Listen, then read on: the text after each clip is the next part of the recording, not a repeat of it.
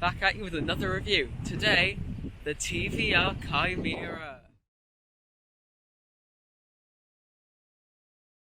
Our story starts in 1992 with a still existing TVR, and in the first model year of 1992, TVR brought out both the 4-litre and 4.3-litre V8s with the 5-speed Rover LT77 transmission. This car has the 4-litre V8. The first significant change to the Chimaera came out in 1994, when the gearbox was changed from the Rover LT77 to the Borg Warner T5. Surprisingly, the car I'm driving in this video has the Borg Warner, even though it's a 1994 pre-Borg Warner car, because it was upgraded. The high-output HC models were also released, bringing the 4-litre V8 to 275 brake horsepower, along with the ever-popular 5-litre V8 becoming available.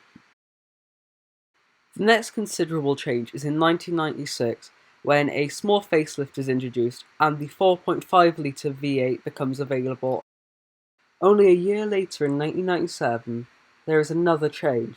The rear brake lights are changed from the previous design, which were actually just inverted Ford Fiesta lights, to now TVR designed ones.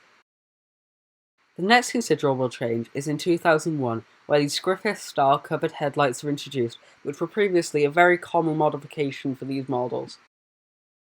And finally, in 2003, 11 years after its debut, the final Chimaera rolls off the production line, with about 6,000 cars built in total.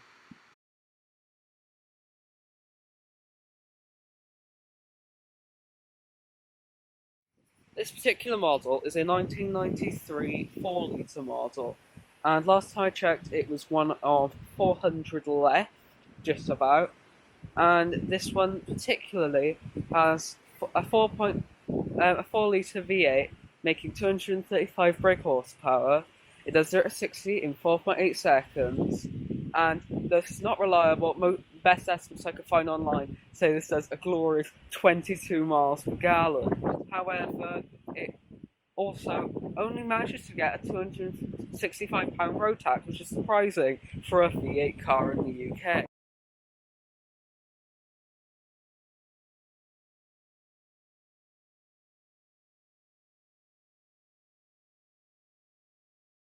Let's start off with the pros on this extremely windy day.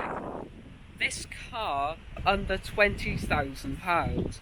I found cars on Auto Trader and eBay from between £9,000 to £25,000. However, some cars do exceed this, as they are Rolex Blue or other rare options. Also, these things are actually appreciating quite well. Like this one, I think we only bought for around £11,000 around 2000, and it is now probably worth closer to 20,000. And these are quick as and actually, for a car that debuted in 1992, they are surprisingly well equipped with these power windows, stereo system, and all these other nice little creature comforts that you probably wouldn't expect on a car of this calibre. Now, it's clear to see that this car cost over £30,000, which is around £60,000 today. But then, look at it. It's got all the electronics inside, with everything on it. So, this was an incredibly luxurious car.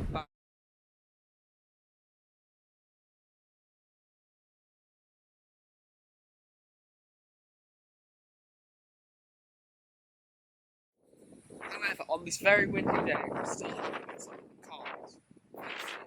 This car has had some electrical gremlins and other things because of its age. It's known to have fan belt failures, rust around the front wheel arches on the frame, some dodgy fiberglass repairs because, yes, this body is in fact made of fiberglass, along with roofs that may leak and damage certain electronic devices in the car. And a good way to check for that, apparently, is to look under the floor mats in this car, as they tend to have signs of moisture on cars that are affected by this. But apart from that, these cars seem to actually be holding up very well for their age. Now, obviously, apart from the iconic British reliability, immobilizers can be mandated by certain insurance companies due to the age of the car and its unequipped state of security, along with it not getting the best MPG in the world, and it's definitely a weekend car now in this current climate.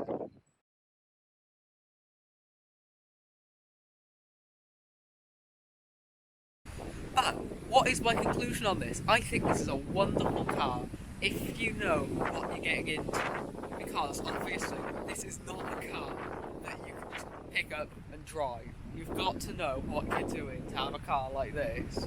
Well, not what you do, but like, you've got to be able to accept if something goes wrong, it's either going to cost a lot or I'm scrapping it. And as you can see with my notes here that I'm looking at because I don't have much time. These are not daily drives. The owner used to daily drive this, which is amazing now. They're definitely appreciating, so keep yours garaged if you have it. And these were predicted to be future classics at release. There's a Men Motors clip from the late 90s showing Richard Hammond going, this and the S2000 and the Boxster will be future classics. And nearly all of those have lived up to this. And my camera's telling me I'm very low on time for footage on my SD card. So let's wrap this up, shall we? Wow, you've actually watched the end of my video. According to my YouTube analytics, literally no one does that. But I've got something I'd like to say. Thank you for watching first. But if you did enjoy this video, please like it, because then I know to actually, do these reviews in this kind of format and can continue doing it like this. And if you want to see more car reviews from me, then subscribing with notifications is definitely the way to go, because then you'll actually see it when I upload. And car reviews are every Monday, hopefully. But yeah, thank you for watching. I'll give you this B-roll, and then it'll just be the end of the video. So that's been me, Ben. Bye!